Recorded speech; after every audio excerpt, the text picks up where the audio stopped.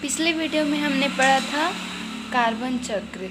उसमें हमने देखा था कि कार्बन कैसे एनवायरनमेंट से प्रोड्यूसर में, फिर प्रोड्यूसर से कंज्यूमर में और फिर एनवायरनमेंट में जाता है। उसी तरह हम देखेंगे कि फास्फोरस साइकिल कैसे होता है। तो पहले हम देख लेते हैं कि फास्फोरस के क्या क्या योगदान है हमारे एनवायरनमेंट में। तो देखिए, फास्फोरस जैविक तंत्र में एक महत्वपूर्ण भूमिका निभाता है। कैसे? तो देखिए, phosphorus nucleic acid, phospholipid, ATP, ADP तथा अन्य फास्फोरिलेटेड कंपाउंड्स का एक संरचनात्मक अंश होता है। ठीक है।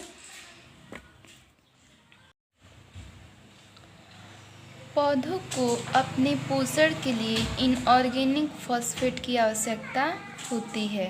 ठीक है।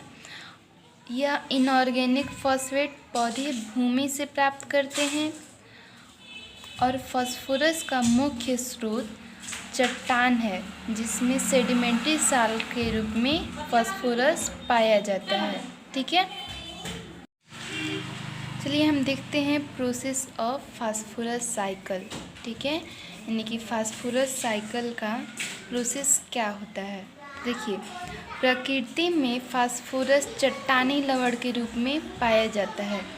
ठीक है, जैसे कि ऊर्जा का मुख्य स्रोत सूर्य है, उसी तरह अगर सोर्स ऑफ फास्फोरस देखा जाए तो कौन है, तो वो चट्टानी है। ठीक है। तो देखिए, चट्टानों से फास्फोरस पानी में घुलकर फॉस्फेट आयन के रूप में जड़ों द्वारा अवशोषित किया जाता है। ठीक है। तो पहले ये चट्टानों से आते हैं फास्फोरस पानी में, और पानी में घुलकर ये आयन के रूप में जड़ों द्वारा, यानी पौधों की जड़ों द्वारा अवशोषित किए जाते हैं। ठीक है। पौधों से फॉस्फेट जंतुओं में भोजन के माध्यम से पहुंच जाता है, यानी कि यहाँ पौधों में पहुंचा जड़ों द्वारा, यानी प्रोड्यूसर्स में पहुंचा।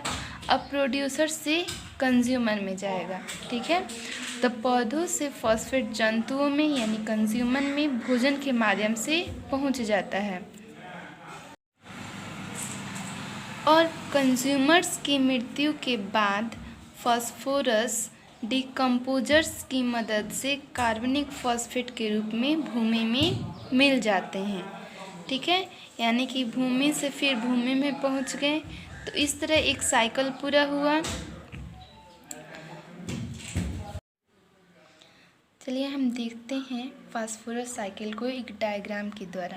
तो देखिए, यहाँ दिखाया गया है phosphate and phosphoric acid in soil and water, यानी कि फॉस्फोरस फॉस्फेट के रूप में और फॉस्फोरिक एसिड के रूप में कहाँ रहता है, तो सोयल में और वाटर में रहता है। वहाँ से ये जाता है प्रोड्यूसर्स के पास, और प्रोड्यूसर से कंज्यूमर के पास, फिर कंज्यूमर से डिकम्पोजर, और डिकम्पोजर फिर क्या करते हैं, डिकम्पोज करके उसको फिर से सोइल और वाटर में मिला देते हैं।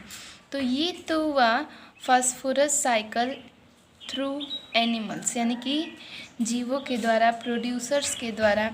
इसके अलावे जो फास्फोरस होते हैं वो भूमि के क्षरण से बहुत मात्रा में फास्फोरस नदियों, झरनों से होता हुआ समुद्र में चला जाता है। ठीक है। और जहाँ से इसका एक भाग समुद्र की तलहटी में जमा हो जाता है, तथा कुछ फास्फोरस का उपयोग समुद्री जीवों द्वारा खाद्य श्रृंखला के माध्यम से होता है। कुछ फास्फोरस का उपयोग दांत और हड्डियों के बनने में भी होता है। समुद्र के तल में जमा फास्फोरस भूगर्भीय चक्र में चला जाता है और हमेशा के लिए प्राकृतिक चक्र से बाहर हो जाता है। ठीक है। तो इस तरह भी एक चक्र हमको देखने के लिए मिला फास्फोरस का।